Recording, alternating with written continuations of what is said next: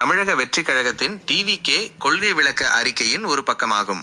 இதில் கட்சியின் நிதி மேலாண்மை மற்றும் நிர்வாக கொள்கைகள் குறித்த முக்கியமான தகவல்கள் இடம்பெற்றுள்ளன. இதன் சுருக்கம் இதோ. முக்கிய அம்சங்கள். கடன் சுமை குறித்த கவலை.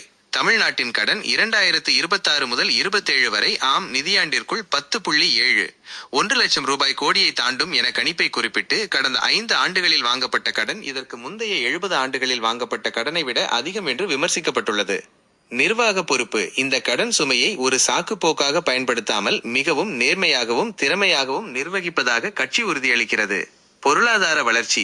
ஊழலால் இழந்த வருவாயை மீட்போம், முதலீடுகளை ஈர்ப்போம் மற்றும் காமராஜர் அவர்களை முன்மாதிரியாக கொண்டு நேர்மையான ஆட்சியை வழங்குவோம் என்று கூறப்பட்டுள்ளது. மக்களுக்கான உறுதிமொழி. தேர்தல் அறிக்கையில் உள்ள வாக்குறுதிகள் மக்களின் அவசர தேவைகளுக்கு ஏற்ப முன்னுரிமை அடிப்படையில் நிறைவேற்றப்படும். அரசியல் நோக்கம். நாங்கள் அதிகாரத்தை அனுபவிக்க வரவில்லை, மாறாக ஏற்கனவே திட்டமிடப்பட்ட ஒரு திட்டத்தை செயல்படுத்தவே ரெடிமேட் பிளான் ஆட்சிக்கு வருகிறோம் என்பதை வலியுறுத்துகிறது. உங்களுக்கு இதில் உள்ள ஏதேனும் ஒரு குறிப்பிட்ட பத்தி அல்லது வார்த்தையின் அர்த்தம் தெரிய வேண்டுமென்றால் சொல்லுங்கள், நான் விளக்குகிறேன்.